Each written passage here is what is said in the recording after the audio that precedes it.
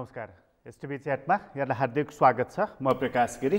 STV च्याटको आजको अङ्कमा हामी चर्चा गर्नेछौँ यो सत्ता राजनीतिको, तर सत्ता राजनीतिभन्दा बाहिर यो संविधान र यो व्यवस्था दुवैप्रति विमति राखिरहेका हामीसँग त्यस्ता पार्टीहरू छन्, त्यस्ता विचार बोकेका व्यक्तित्वहरू पनि छन् र ती व्यक्तिहरू यति बेला के सोचिरहेका छन्। जुन बेला यो संविधान जारी भयो, जब यो चुनाव भयो र यो सरकारहरू निर्माण भयो, त्यस बेलादेखि अहिलेसम्म विमति राखिरहेको नेपाल कम्युनिस्ट पार्टी, क्रान्तिकारी माओवादी, जब दुई ठुला पार्टीहरू एमाले र माओवादी मिलेर नेकपा बन्यो, त्यति बेला पनि यो कम्युनिस्टहरूको गठजोड होइन, यी कम्युनिस्टहरू होइनन् भनिरहेका थिए।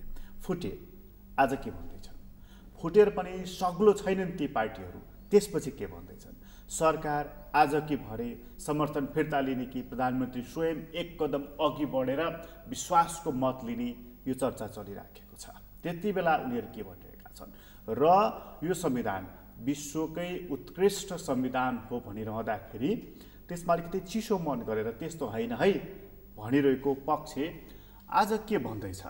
एउटा कम्युनिस्ट पार्टी धुजा भएको छ र त्यो धुजा हुँदाखेरि यहाँ को शक्तिशाली भएको छ र कसको योजनाले काम गरिराखेको छ, आजको अङ्कको मूल विषय यो रहनेछ हाम्रो। आज हामीसँग कुराकानीको लागि नेपाल कम्युनिस्ट पार्टी क्रान्तिकारी माओवादीका नेता हुनुहुन्छ सीपी गजरेल। तपाईँलाई स्वागत छ। धन्यवाद। धेरै पहिलादेखि जब चाहिँ यी दुईटा ठुला पार्टीहरू 3 वर्ष अगाडि मिले, एमाले माओवादी, त्यति बेला तपाईँहरू चाहिँ एक कम्युनिस्टहरूको एकता होइन, यो स्वार्थीहरूको भन्दै हुनुहुन्थ्यो। संविधानप्रति तपाईँहरूको सहमति पनि छँदै नै छ। यो संविधानले कुनै विकास गर्दैन, कुनै यसले शान्ति समृद्धि केही पनि दिँदैन, जनताले चाहेको यो पनि होइन भनेर आज संविधान 72 मा आएको, अनि 73 मा चुनाव भएको र आजको झन्डै अब 78 भोलिदेखि त लाग्छ आज हामी 77 को अन्तिम दिनमा छौँ। आज सम्झेर ल्याउँदाखेरि चाहिँ के भन्नुहुन्छ? आज चाहिँ अब जस्तो तपाईँले भनिहाल्नुभयो, हामीले त्यतिखेरै पनि के भनेका थियौँ भनेर, यो पार्टी एकता हुँदाखेरि चाहिँ अब चाहिँ यहाँका वामपन्थी भन्नेहरूले चाहिँ धेरै खुसियाली मनाएका थिए, उत्सव मनाएका थिए। अब चाहिँ एकता गर्नेहरूले अब 50-60 वर्ष पनि अब चाहिँ यो 2/3 ल्याइन्छ, अब हाम्रो भयो भनेका थिए। त्यतिखेर पनि हामीले यो हुँदैन भनेका थियौँ। यो हुनेवाला पनि छैन, चल्नेवाला पनि छैन, यो कम्युनिस्टहरूको एकता पनि होइन, यो वयात हो भनेका थियौँ। आज त्यो प्रमाणित भएको छ।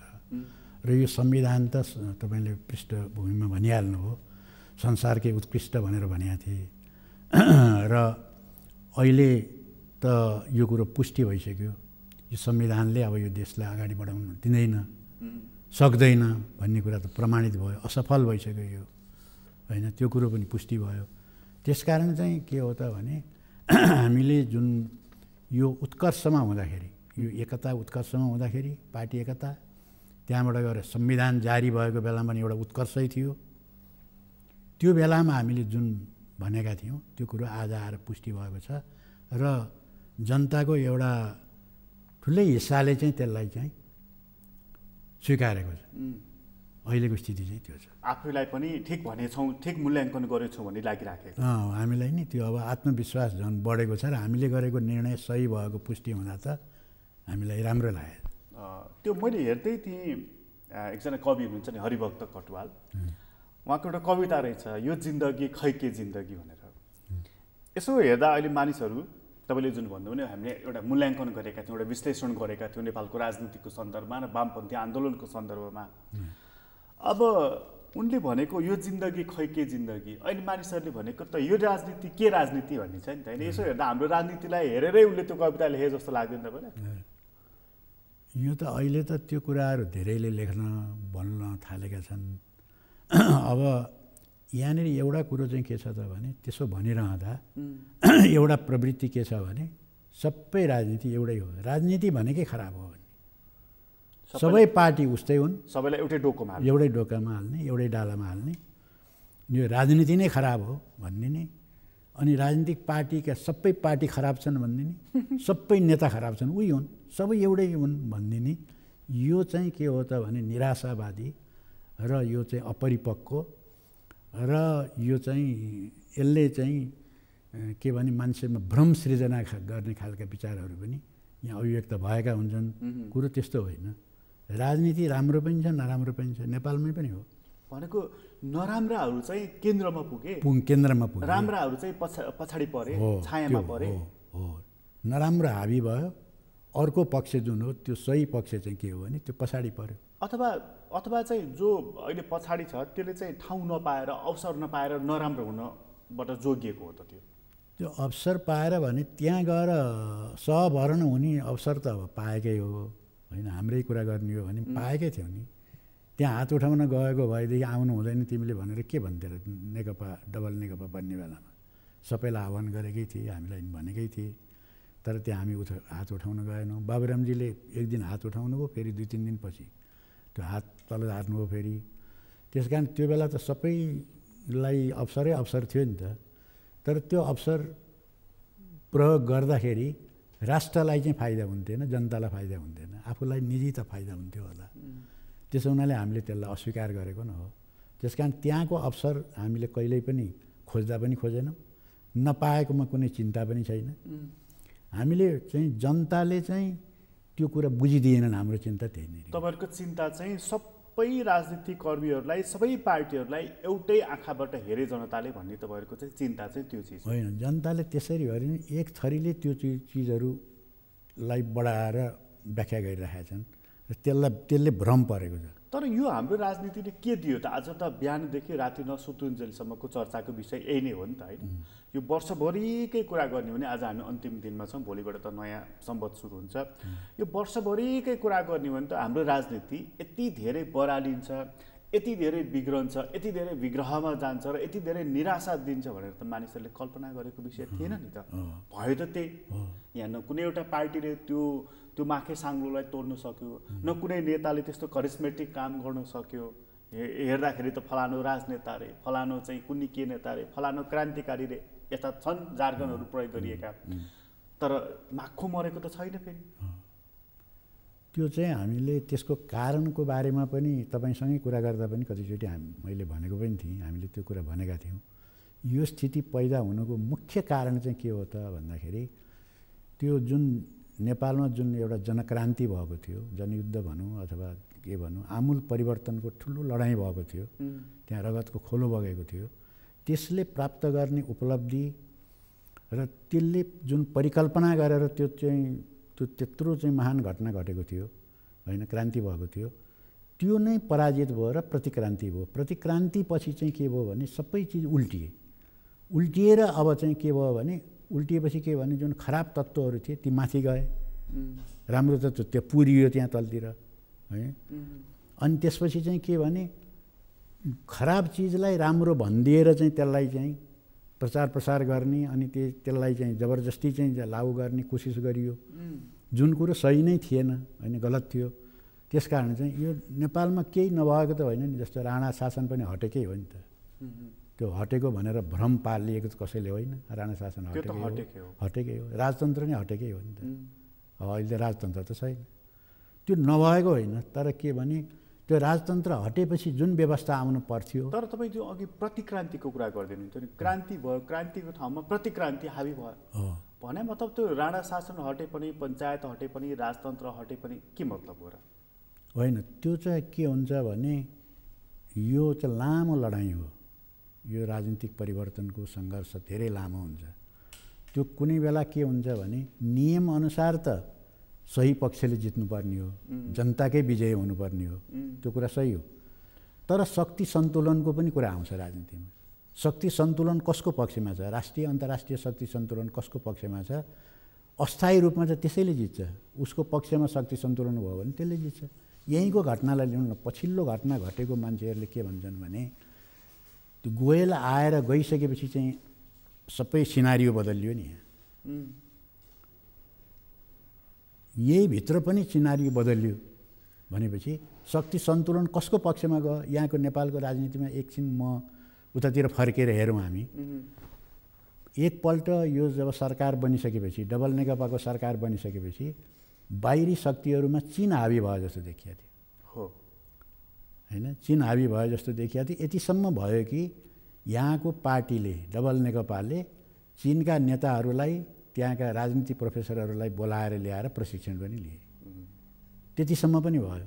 हाम्रो उपप्रधानमन्त्री नै त्यो प्रशिक्षणमा बस्नुभयो भनेपछि त्यो उत्ताउलो पाराले, किनभने त्यस्तो नेपालको पार्टी त्यो त हामी त कहिले पनि त्यस्तो सोचेनौँ होइन। हामीसँग भाइचारा सम्बन्ध हुँदा पनि त्यस्तो सोचेनौँ, किनभने नेपालको पार्टी भन्ने त नेपालकै पार्टी हो नि, त्यो शाखा त होइन कुनै पार्टीको। शाखा पार्टी जस्तो गरेर कुनै एउटा कमिटीको चाहिँ नि लाई प्रशिक्षण दिए जस्तो गरेर दिए त्यहाँ प्रशिक्षण। त्यस्तो चाहिँ चीन हावी भएको थियो।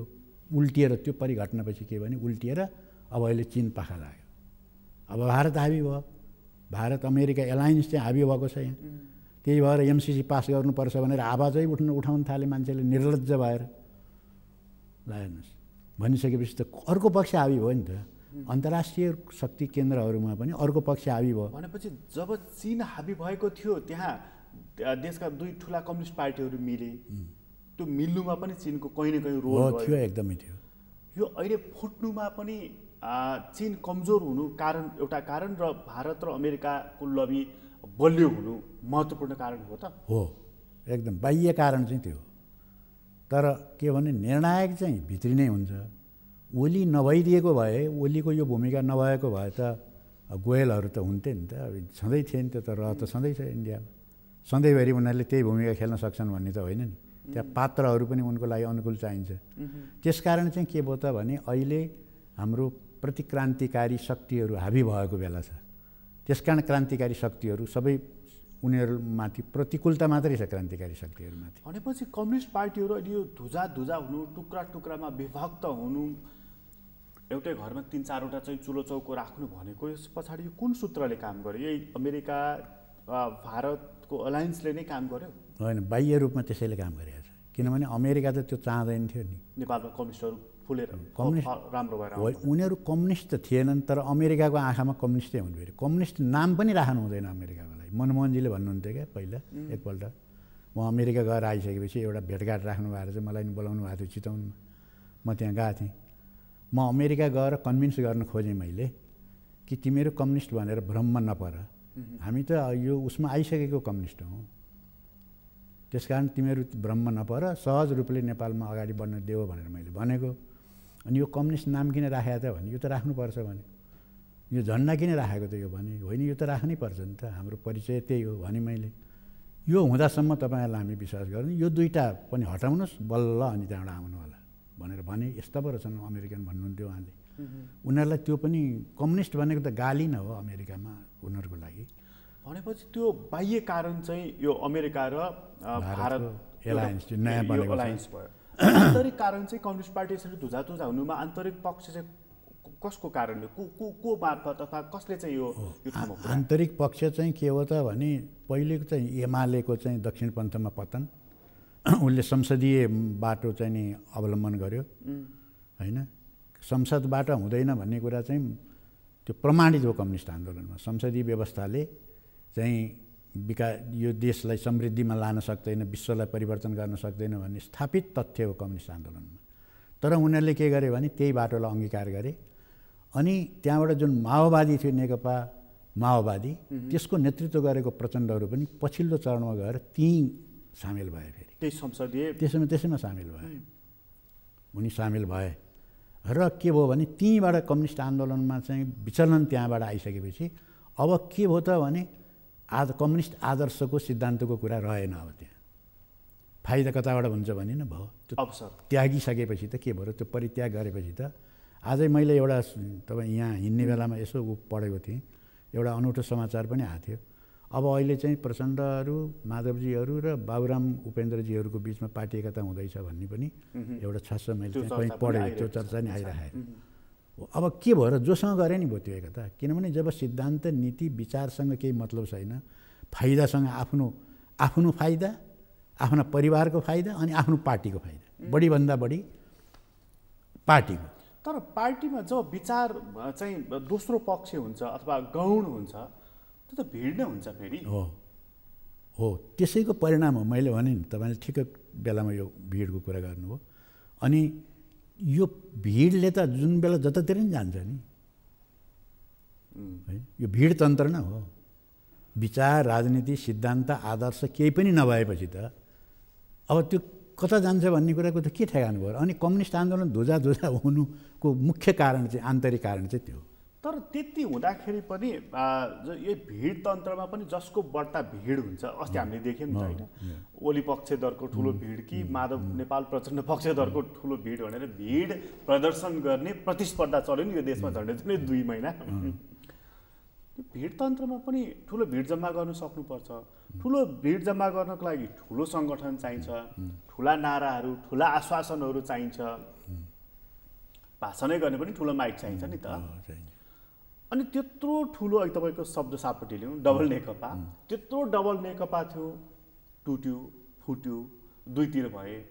एमाले पनि सक्लो छैन। माधव नेपालको अर्को चाहिँ समानान्तर कमिटी, उहाँले झन्डै 65वटा जिल्लामा समानान्तर कमिटी भनेको जोग गर्ने कुरा आयो, त्यो धेरै ठुलो कुरा हो त्यो। के प्राप्त भयो त फेरि? होइन, प्राप्त त उनीहरू किन फुटे भन्ने चाहिँ कुरा प्राप्त त गरिसकेका हो, तर फुटे किन फुटे त भने त्यो प्राप्त गर्ने जुन चाहिँ उनीहरूको अभिलाषा हो नि त्यो पुरा भएन नि त। एकता गरे तर प्रचण्डले चाहिँ अध्यक्ष पनि भेटेनन्, प्रधानमन्त्री नि भेटेनन्। अनि मैले पाउनुपर्छ भनेर एउटा अँध्यारो कोनामा भन्छन् उनीहरू, आफै अँध्यारो कोनामा एउटा हस्ताक्षर गरे भन्छन्। अब त्यहाँ भागभन्डा भयो, आदि भनेर 2.5 वर्ष तपाईँ चलाउनुहोस्, ल त भनेर उसले नि लेखेर दिए। त्यहीँबाट सुरु भइहाल्यो नि त। मैले यो एकता गरेर के पाएँ त? मैले प्रचण्डले पाएनन्, ओलीले मात्रै पाए एक्लौटी। अनि प्रचण्ड चुप लाएर बस्ने कुरा त भएन नि। त्यत्रो चाहिँ क्रान्तिको नेतृत्व गरेको पार्टी लगेर बुझाइदिनु छ त्यहाँ, केही पाइएला भनेर केही पाउनु छैन। अनि के अर्थ भयो त प्रचण्डलाई? तर उनले त्यो 2.5 वर्ष कार्यकाल हेरफेर गर्ने उनीहरूको जुन सहमति थियो, तपाईँ नै चलाउनुहोस् केपीजी भने पनि त तिनै प्रचण्ड हुन् हो। पछि गएर फेरि उनी पछाडि भएर तपाईँ चलाउनुहोस् भने मलाई अध्यक्ष मात्रै दिए हुन्छ भने उनले, तर उनी दुइटै दिन तयार भएनन्। त्यहाँ त सबै प्रष्टै छ नि, छर्लङ्गै छ कि, तिनीहरूको लुकेकै कुरो छैन, नाङ्गै छ त्यो। त्यसैको बार्गेनिङबाट यो पार्टी फुटेको हो नि त।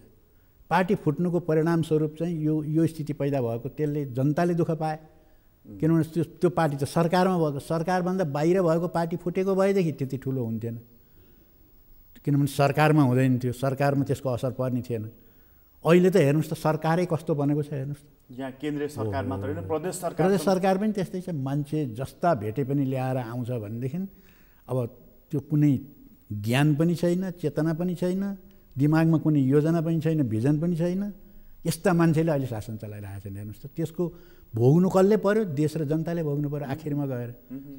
भनेपछि चाहिँ नि यो अवस्था, यो दुर्दशा जसको भागीदार चाहिँ तपाईँहरू पनि पर्नु पर्यो होइन। मान्छेले भन्दाखेरि कम्युनिस्टहरू खत्तम रहेछन्, कम्युनिस्टहरू खत्तम भए भन्छ त कसलाई भन्छ? कम्युनिस्टलाई भन्छ नि त। तपाईँहरू पनि कम्युनिस्ट पार्टी पर्नुभयो हो। त्यही चाहिँ दुर्भाग्य हो। जुन कुरो हुनु हुँदैन भनेर हामीले विरोध गऱ्यौँ त्यो भयो। हामीले भनेको जस्तो पहिलेदेखि नै भएर यो अभिगत भोग्नु परे, अब हामी भोग्न तयार थियौँ। हाम्रो पनि जिम्मेवार छौँ, किन हामीले यस्तो गलत कुरा भनेछौँ, हाम्रो विश्लेषण संश्लेषण गलत भएछ भन्नुहुन्थ्यो।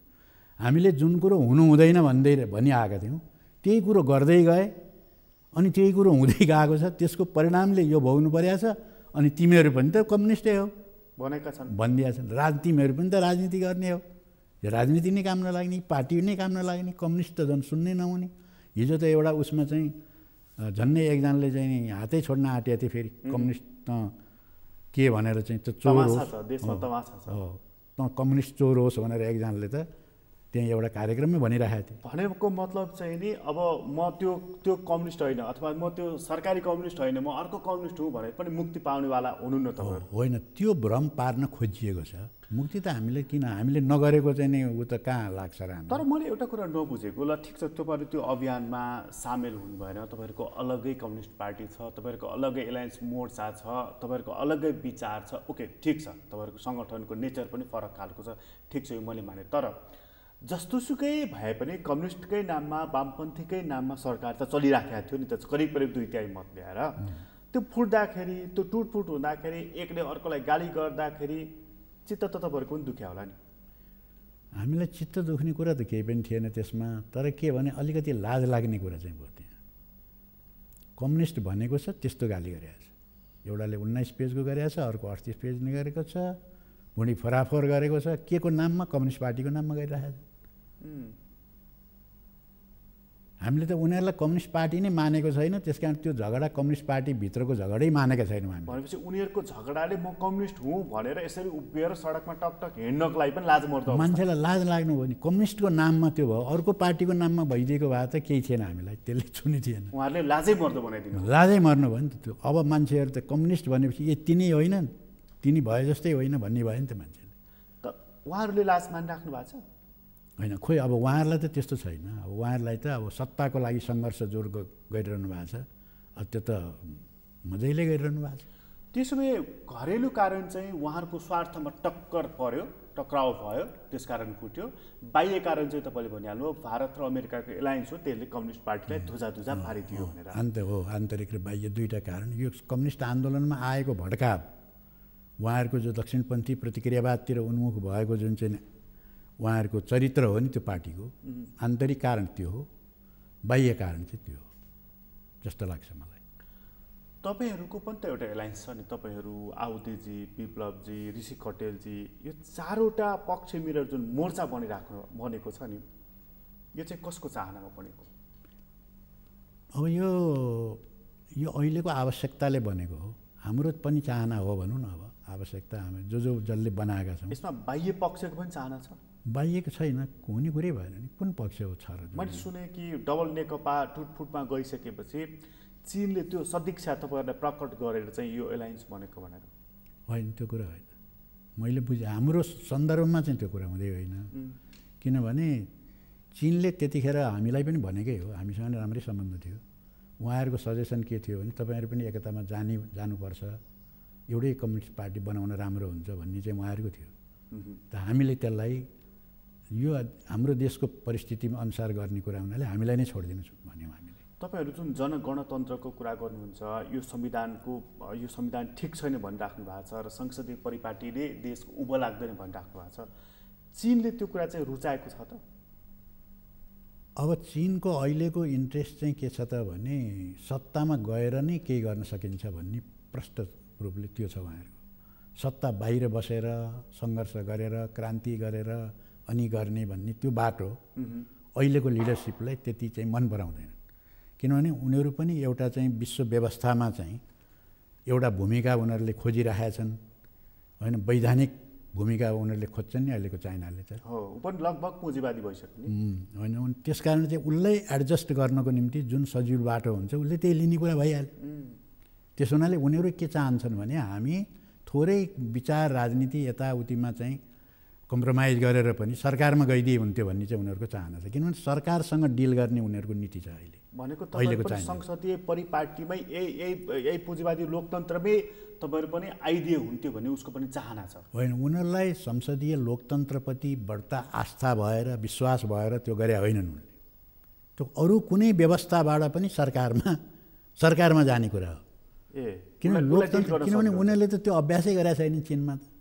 त्यो कहिले पनि लोकतन्त्र बुर्जुवा त्यहाँको चाहिँ प्रतिक्रियावादी शासन हुँदाखेरि पनि कहिले पनि पार्लियामेन्टको त प्रयोगै भएन नि चीनमा। त्यो अभ्यास कहिले गरेका पनि छैनन् उनीहरूले, त्यता मतलब पनि छैन उनीहरूलाई।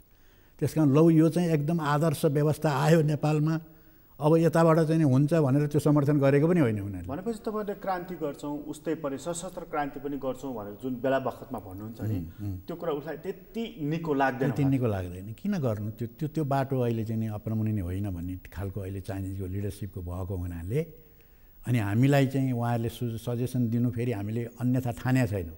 भनेपछि चीनले पनि त्यो कुरा रुचाउने कुरा भएन। भारतमा त यही हप्ता मात्रै त्यहाँ माओवादीले कुन ढङ्गको गर्यो देखि नै हाल्यो। उनीहरूले मार्च पासै गरेका छन्, बदला लिन्छौँ भनेर त्यत्रो भिडियो नै अहिले भाइरल छ इन्डियाको। भनेपछि इन्डियाले पनि तपाईँलाई रुचाउने कुरा भएन, सेपुवामा पर्नुभयो तपाईँ। अनि हामीलाई चाहिँ कसैले पनि तिमीहरू एकता गरेर जाऊ भनेर कसले भनेर हामीलाई भन्ने कुरै भएन।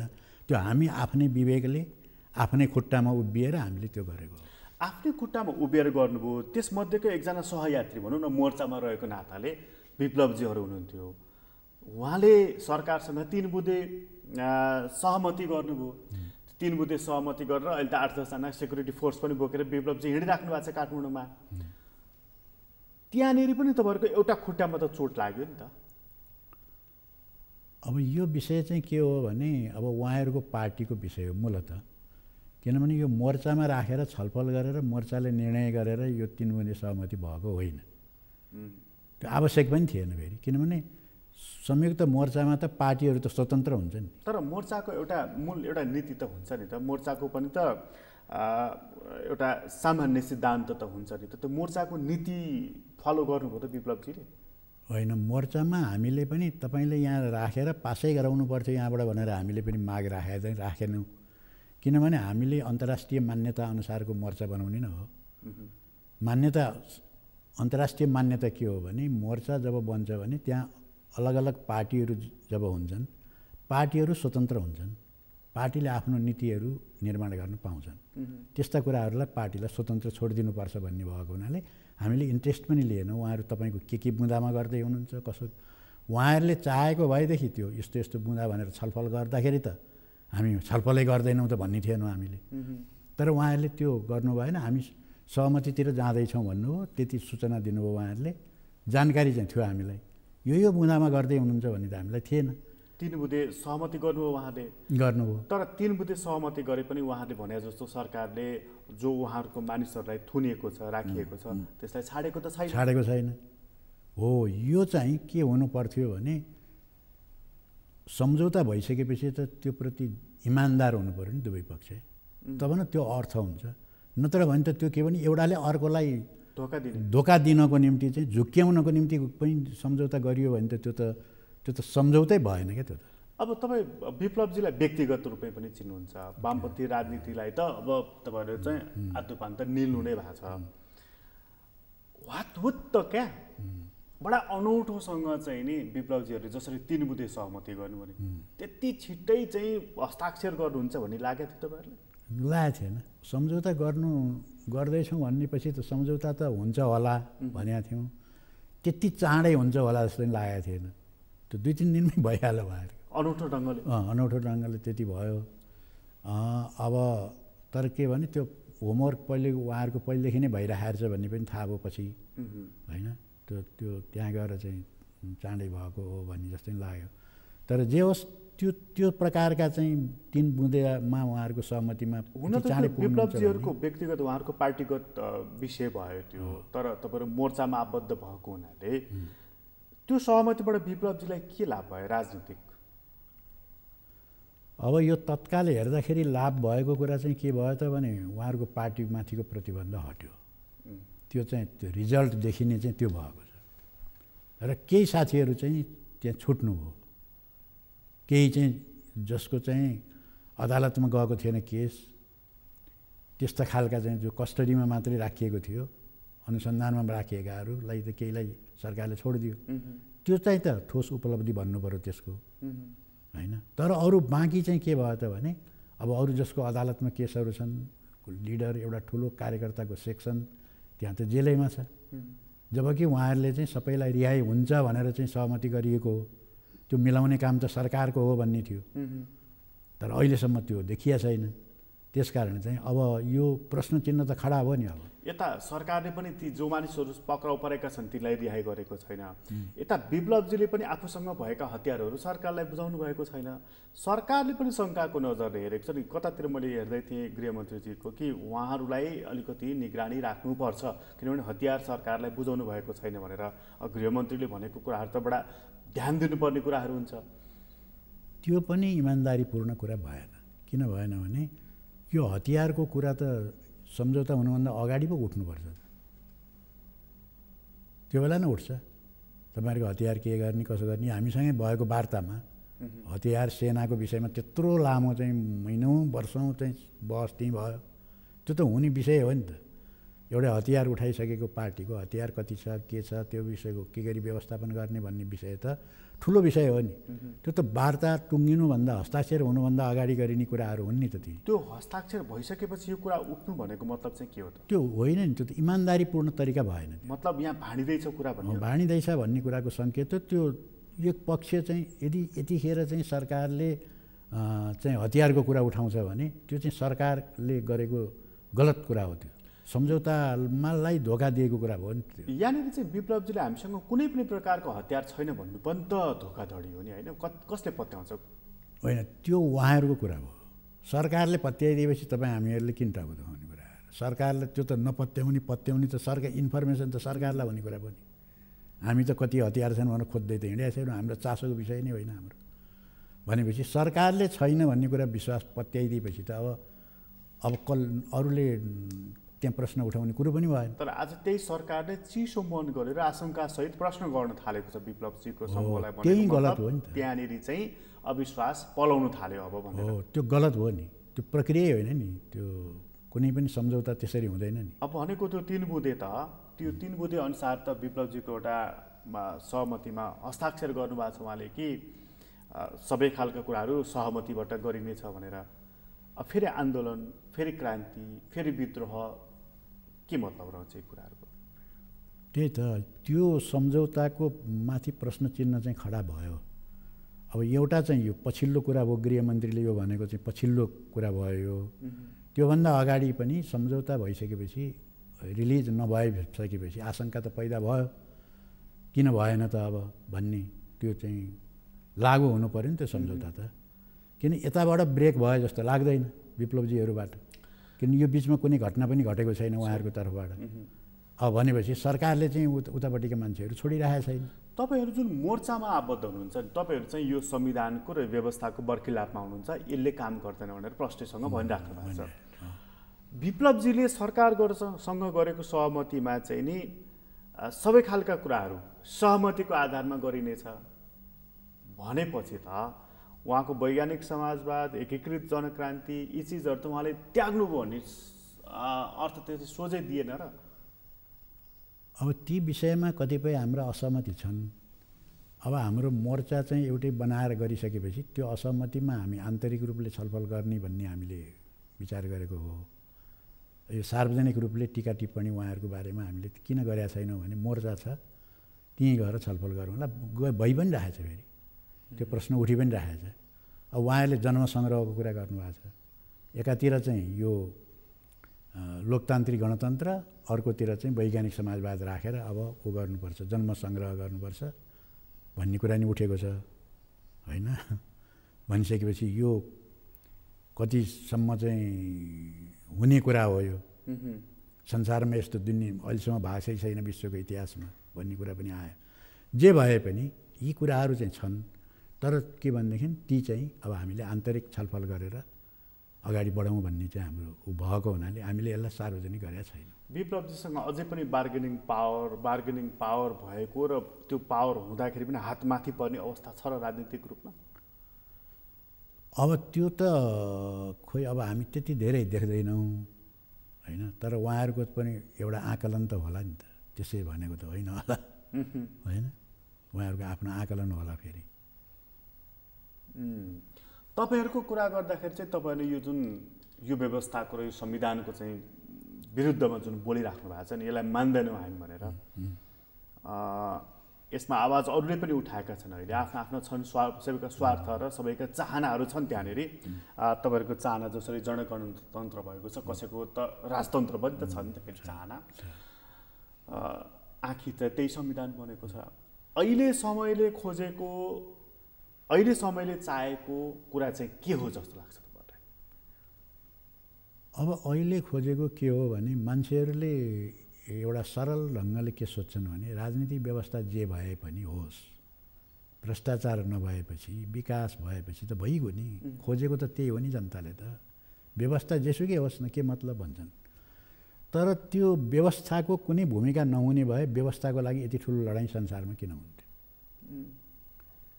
कुनै व्यवस्थाले देशलाई कङ्गाल बनाइदिन्छ, कुनै व्यवस्थाले त्यो कङ्गाल हुन आँटेको देशलाई नि समृद्ध बनाइदिन्छ।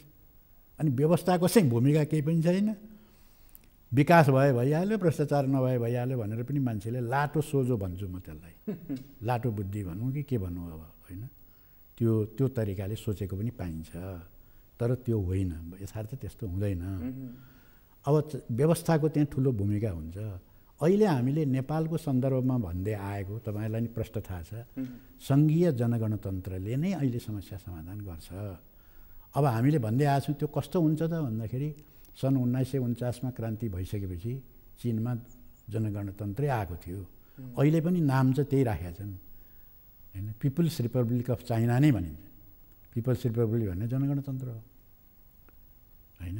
भनेपछि अब तर त्यो चिनकै जस्तो हुँदैन, नेपाली विशेषताको जनगणतन्त्र हुन्छ त्यो त व्यवस्था हो त्यो होइन। त्यो कम्युनिस्ट आन्दोलनमा एउटा परिकल्पना गरिएको व्यवस्था हो त्यो। त्यसको लागि अहिले आधारभूमि तयार भएको छ नेपालमा हो। आधारभूमि चाहिँ के हो त भने त्यो चाहिँ भइसकेको त म भन्दिनँ, तर त्यसको निम्ति अरू आर्थिक दृष्टिकोणले, सामाजिक दृष्टिकोणले, राजनीतिक दृष्टिकोणले, सबै दृष्टिकोणले नेपालमा यदि जनगणतन्त्र ल्याउन सकियो भने त्यो उपयुक्त हुन्छ र त्यसको निम्ति चाहिँ यो चिजहरू चाहिँ बाधक छैन, ल्याउन सकिन्छ हो। तर यसको निम्ति चाहिँ के छ भने यहाँ केही वर्गहरू त्यो चाहँदैन होइन। अहिले नचाहेको छ अहिले हो। यहाँको दलाल र नोकरशाही पुँजीपति वर्ग जसले अहिले शासन सत्ता चलाइरहेको छ नि त्यसैले चाहँदैन नि त। उनीहरूको लागि त स्वर्गै भइसकेको छ नि त। अब यहाँभन्दा के खोज्नु तिनीहरूले दलाल र नोकरशाही पुँजीपति वर्गले जे गरे पनि भएको छ उनीहरूलाई। ल हेर्नुहोस् त, भनेपछि त त्यो वर्गले त कहाँको जनगणतन्त्र चाहने त्यसले त, त्यो त सबै खोजिन्छ उनीहरूको त। अनि अमेरिकाले कसरी चाहने, भारतले कसरी चाहने? आखिर जनगणतन्त्र भनेको त के हो भने कम्युनिस्टहरूले प्रयोग गर्दै आएको व्यवस्था हो। भारतले किन चाहोस्? त्यहाँको भारतको माओवादीले चाहिँ थर्कमान गराइदियो अस्तिको त्यो एउटा कारबाहीले चाहिँ। अब के गरी त्यसबाट पार पाउने भनेर चाहिँ उनीहरू केन्द्रीय रूपमा योजना बनाउँदैछन्। अब तिनले चाहिँ झन् नेपालमा त्यो आइदियोस् भनेर किन चाहन्छन्? अमेरिकाले किन चाहन्छ? त्यो सुन्न पनि नचाहने खालका छन् त्यहाँका अहिलेको शासनमा भएका मान्छेहरू। अब तिनले चाहने कुरा भएन। यी चाहिँ हाम्रा प्रतिकूल अवस्था हो। जब नेपालको अर्थतन्त्र, नेपालको संस्कृति, नेपालको राजनीति, नेपाली जनताको चेतना, नेपाली जनताले गरेका त्याग बलिदान, यो सबै हेर्दाखेरि चाहिँ के भने त्यसको लागि चाहिँ उपयुक्तै छ। भनेको घरेलु वातावरण उपयुक्त छ, तर अहिलेको चाहिँ भूराजनीतिक अवस्था चाहिँ प्रतिकूल छ। तपाईँहरूको प्रतिकूल छ। घरेलु पनि अब अनुकूल भने शासन सत्तामा त्यही वर्ग छ, दलाल र नोकरशाही पुँजीपति वर्ग, त्यो के अनुकूल भन्ने भनेपछि त्यो पनि अनुकूल भयो। त्यो पनि अनुकूल छैन। भनेपछि तपाईँहरूको यो चाहिँ किताबी कुरा हुने भयो। त्यो होइन, किताबी होइन कि त्यो त व्यवहारमा जाँदै गएर जस्तो अब अहिले तपाईँले। तर अघि तपाईँले भन्नुहुन्थ्यो जस्तो बाह्य पक्ष भनेको अमेरिका, भारतको पक्षले यहाँ नेपालमा कम्युनिस्ट पार्टी ठुलो भएको थियो, त्यसलाई त टुक्राइदियो भनेदेखि ऊ त यही संसदीय लोकतन्त्रै मानिराखेको छ। तपाईँहरू त यो पनि मान्नुहुन्न, जनगणतन्त्र भन्नुहुन्छ। त्योभन्दा र्याडिकल तपाईँहरूलाई स्वीकार छ, तपाईँहरूलाई टिक्न दिन्छ? उसले स्वीकारेर आउने व्यवस्थै होइन, त्यस्तो हामीले कल्पनै गरेका छैनौँ। अमेरिकाले स्वीकार गरेर जनगणतन्त्र आउने नै होइन नि, त्यो त उसले अस्वीकार गरेर पनि ल्याउने भनेको न हो। भनेपछि त्यो ककारोमा पनि पलाउँछ नि पिपल, त्यस्तो हुनु खोज्नु भयो तपाईँहरू? होइन, त्यो त अब यो निर्णय फेरि जनताले गर्ने हो आखिरमा गएर होइन। अब शक्ति चाहिँ अन्तर्निहित त्यहाँनिर छ। अब यसको परीक्षण कहाँनिर हुने भयो भन्दाखेरि जस्तो हिजै पनि संसदमा कुरा उठ्यो एमसिसी भनेर होइन। सत्तारूढ दलकै नेताहरूले एमसिसी त्यो बिल लिएर पास गर्नु पर्यो भनेर सुनियो त्यहाँनिर, कङ्ग्रेसकाहरूले पनि भनेको सुनियो त्यहाँनिर। प्रधानमन्त्रीले अर्कै सन्दर्भमा अर्कै प्लेटफर्ममा गएर सभामुखमाथि आक्रोश पोखेको पनि सुनियो, देखियो हामीले। तपाईँहरू बाहिर बसेर चाहिँ त्यो एमसिसीको विरोध गरिराख्नु भएको छ। लाग्छ तपाईँलाई कि यो रोक्न सकिन्छ, रोकिन्छ भनेर? मलाई त लाग्छ मात्रै होइन कि त्यो त रोकियो नि एकपल्ट। कसरी रोकियो भने त्यतिखेरै आइसकेको थियो नि त, आजभन्दा 1 वर्ष अगाडि होइन। अनि हामीले बाहिर विरोध गऱ्यौँ, बाहिर मात्रै विरोध गरेनौँ, तपाईँहरूलाई पनि थाहा छ। हामीले गएर ओलीलाई पनि यो पास नगर्नुहोस् भन्यौँ। सभामुख कहाँ गएर डेलिगेसन तपाईँको हातबाट यो त्यहाँ प्रस्तुत नहोस् पनि भन्यौँ हामीले, त्यो एजेन्डामा नराख्नुहोस् भन्यौँ। सांसदहरूलाई तपाईँहरू यसमा भोट नहाल्नुहोस्, यसलाई आउनै नदिनुहोस् भनेर पनि अपिल गऱ्यौँ। किनभने तपाईँहरू त सधैँभरि त त्यही उसमा बस्ने त होइन होला, बाहिर पनि त निक्लिनु होला सडकमा। त जनतालाई मन नपर्ने, यति मन नपर्ने कुरा तपाईँहरू नगर्नुहोस् भन्यौँ हामीले। सबै कुरा गऱ्यौँ र त्यो चाहिँ तत्कालको लागि के भयो भने रोकियो। मैले यो शक्तिले रोक्यौँ, हामीले त्यत्रो तागत हामीले आर्जन गरिहाल्यौँ भनेको होइन, त्यस्तो कुरा भन्ने कुरा पनि भएन। तर के गर्यौँ, हामीले शक्तिले रोकेको होइन कि पहल कदमी लियौँ। हाम्रो विचार सही थियो, राष्ट्र र जनताको पक्षमा थियो, त्यस कारण त्यो अल्झाइदियौँ हामीले। त्यति चाहिँ गर्न सक्यौँ हामीले। त्यो त हो नि त। अब पनि त्यो सामर्थ्य राख्नुहुन्छ तपाईँहरूले? होइन, राख्छौँ। अब हामी सुरु गऱ्यौँ, अब सुरु गर्छौँ। अब हामीले 23 दल छ, त्यही 23 दलमा चाहिँ हामीले गर्ने गरेको त्यही 23 दलले हो। त्यो 23 दल आउँछ। यो 4वटा पार्टीहरूको बिचको गर्ने मुख्य एजेन्डा यसैलाई बनाउँछौँ। हाम्रो आफ्नो पार्टीका कार्यक्रम पनि यसैलाई बनाउँछौँ। यसो गरेर चाहिँ केन्द्रित गर्छौँ हामीहरू चाहिँ र अब यो एमसिसी पास गर्न हामी सकभर चाहिँ हामी यसलाई दिँदैनौँ भन्ने नै छ हामीलाई। त्यो अबको तपाईँहरूको एजेन्डा भनेको चाहिँ एमसिसीलाई रोक्ने हो। प्रधानमन्त्रीको एजेन्डा चाहिँ यसलाई जसरी पास गर्ने। त्यो पहिले पनि थियो, अहिले पनि त्यही छ। पहिले पनि ओलीले त्यो गरे हुन् नि। प्रधानमन्त्री कति हठी हुनुहुन्छ भन्ने कुरा त देख्नुभयो नि। होइन, यो त बुझेकै कुरा हो। यो त बुझेकै कुरा हो। त उहाँको हट त पास हुन्छ नि त। होइन, त्यो पास त्यति सजिलो पनि छैन यो।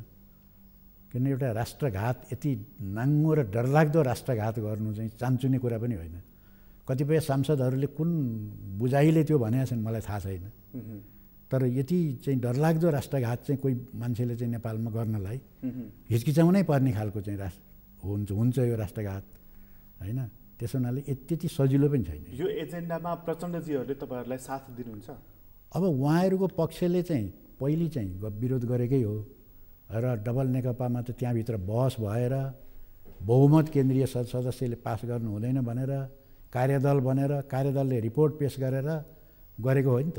त्यो त सधैँ छ नि होइन। अडिन्छ त्यो पक्ष आज हो। अब त्यो गरिनु भएन भनेदेखि उहाँहरूकै राजनीतिक भविष्यमा त्यसले प्रश्न चिन्ह खडा गर्छ। पार्टीमा त हुइप लाग्छ, दलमा संसदीय दलमा हुइपको अगाडि त कसै केही लाग्दैन। त्यो प्रचण्डजीहरूको चाहिँ हुइपै जारी गरेर चाहिँ त्यो पास गर्नुपर्छ भन्ने त्यहाँबाट पासवाला जस्तो लाग्दैन।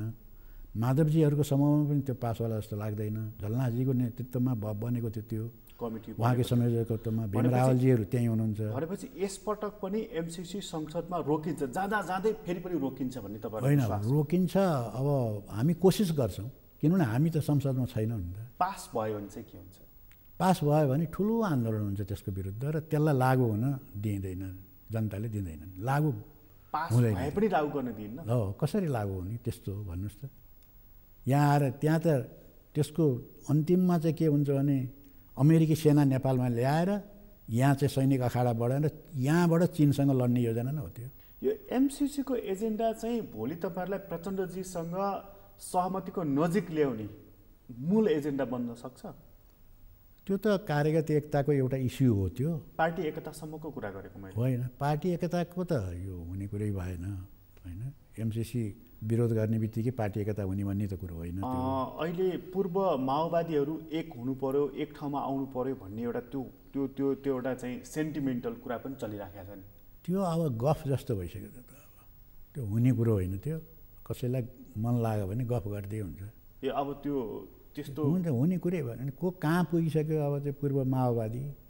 अब अहिले चाहिँ गएर उपेन्द्रजीहरूसँग एकता गर्ने पनि अवस्थामा गइसकेको एक पक्ष त्यहाँ पुगिसक्यो।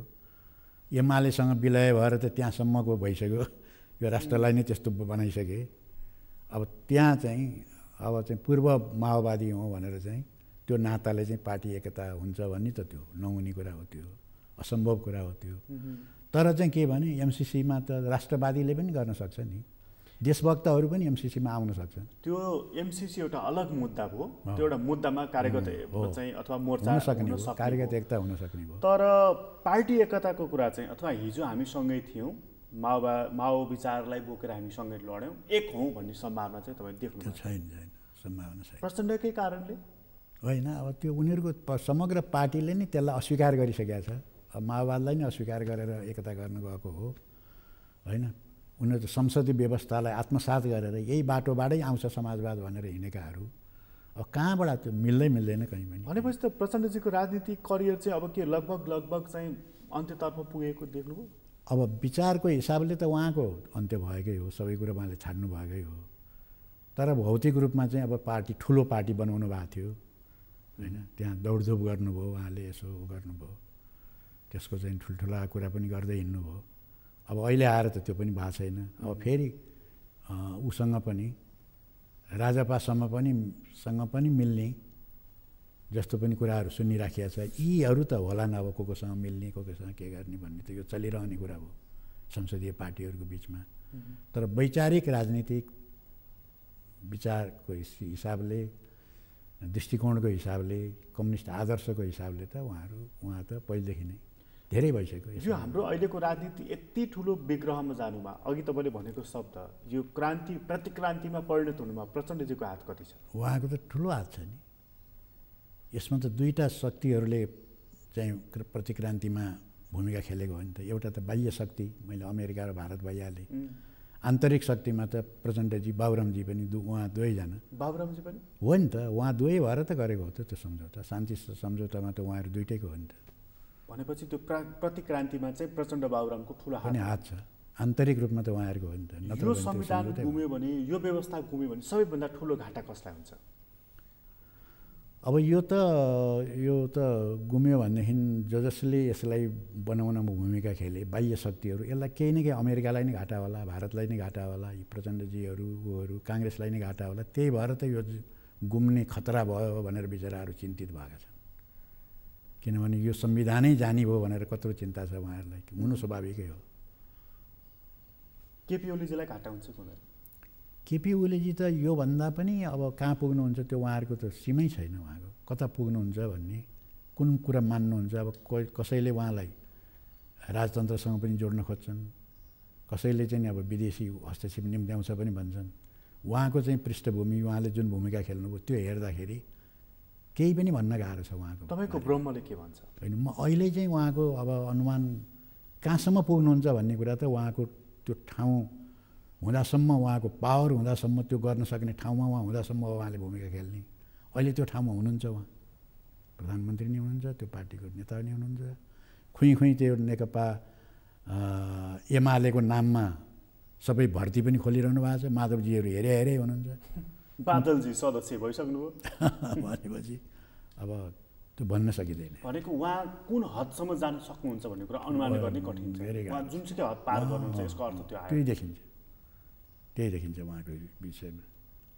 उहाँले व्यवस्थै खाइदिनुहुन्छ। अब उहाँको कारणबाट यो व्यवस्था चाहिँ त धेरै कमजोर भएको छ नि। म यो व्यवस्था कमजोर पार्छु भनेर त उहाँले भन्नुभएको छैन। यो चाहिँ आदर्श हो व्यवस्था, यसैमा संरक्षण म गरिरहेको छु भनिरहनु भएको छ। राष्ट्रपति त्यसै भन्नुहुन्छ भन्नलाई चाहिँ।